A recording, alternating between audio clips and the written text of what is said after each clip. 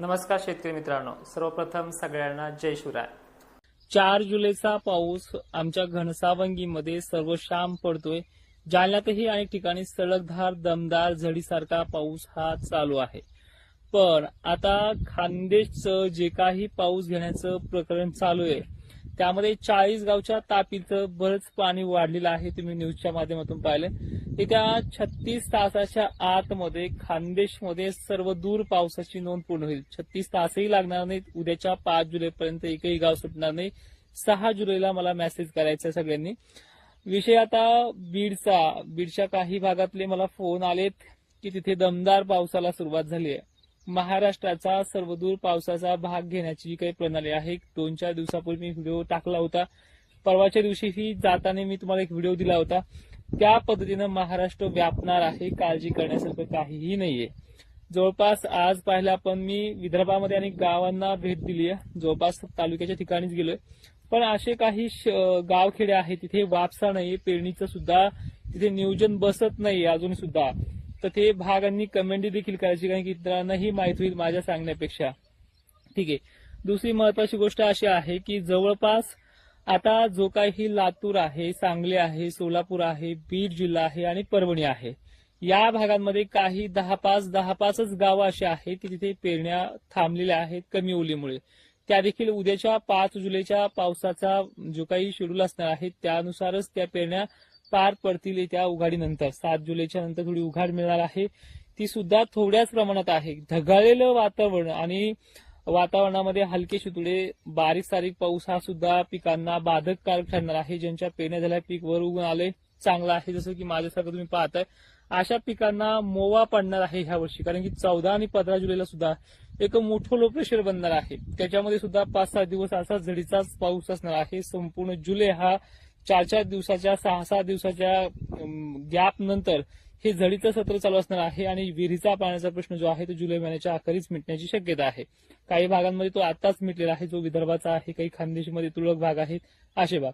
आणि विशेषतः ही माहिती तुम्ही इतरही शेतकऱ्यांपर्यंत पोहोचण्याचं काम करा। 2 वर्षापासून या चॅनलवरती काम करतोय, तर ह्या चॅनलचे 100K सबस्क्रायबर पूर्ण करण्याचे मी आज वैयक्तिक तुम्हाला बोलतो आहे, ते आपल्याला करायचे आहेत। आता थोडक्यामध्ये आपण जिल्ह्यानुसार पाहूयात पुढील कंडिशन काय असणार आहे। आज 4 जुलै आहे, अनेक ठिकाणी झडीचं स्वरूप आहे। हेच झडीचं स्वरूप अनेक भागाने जोरदार पावसाचं स्वरूप होणार आहे। तो भाग म्हणजे कोकण किनारपट्टी, ठाणे, पालघर, नाशिक क्षेत्र, खानदेशमध्ये आणि विदर्भाच्या जवळपास एकंदरीत सर्व जिल्ह्यांमध्ये जोरदार सटकारे आणि मध्यम पाऊस हा चालू असणार आहे, संततधार। बीड जिल्ह्याला 5 जुलै आणि 6 जुलै तारणारी असणार आहे। ह्या दोन्ही दिवसामध्ये या भागाची जवळपास 100% व्याप्ती ही पूर्ण होईल अशी शक्यता दिसते। कारण की वारे सुटले की आपण घाबरतो आणि वाऱ्या सुटल्या हा वारच पाऊस घेऊन आलाय। खरं तर पाहिलं होतं घनसावंगीतले गोदापट्टी जे आहेत त्यांना सुद्धा भरपूर पाणी ह्या 2 दिवसातच होऊन जाईल। अजून दुपारही झालं नाही, दुपारनंतर सुद्धा पावसाचा जोर हा संध्याकाळी सुद्धा वाढणार आहे आणि अनेक ठिकाणी हा वाढणार आहे। विदर्भ आणि मराठवाड्याची जवळपास साम्यता बऱ्यापैकी आहे, म्हणजे काही भागांना चांगला, काही भागांना कमी, आंबटपट्टी वगैरे आपण पाहिलं तर अशा प्रकारे यांना सुद्धा रिपिटेशन मध्ये पडतच राहणार आहे। 6 तारखेपर्यंत ही झड बंद होणार नाहीये। 5 आहे, 6ला आहे, 7ला थोडी कमी होईल, पण त्यामध्ये सुद्धा पाणी अधूनमधून चालूच राहील।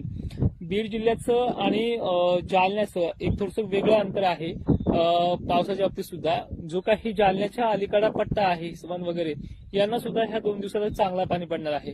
बीडच्या सुद्धा राहिलेल्या मादळमोही परिसरात जो पश्चिमेकडील भागांमध्ये मोडतोय यांना 5 जुलैपर्यंत बऱ्यापैकी घेऊन जाईल, म्हणजे उद्याच्या संध्याकाळपर्यंत हा भाग जवळपास होऊनच जाण्याची परिस्थिती आहे। आता पूर्ण जुलै कसं जाईल हे थोडक्यात जर समजून घेऊयात। खानदेशचं तुम्हाला समजलं की त्या 24 तासात तो पूर्ण होऊन जाईल 5 जुलैपर्यंत। पण जे काही पश्चिम महाराष्ट्र आहे, पंढरपूर परिसर, अहिल्यानगर परिसर, नाशिक क्षेत्र, त्याचबरोबर काही तुळजापूर एरिया असतील, सांगली सोलापूर असतील, कोल्हापूरच्या बऱ्याच मोठा पाऊस चालू आहे, काही ठिकाणी कमी आहे। पण हे 2-3 दिवस पाण्याच्या बाबतीत चांगले आहेत।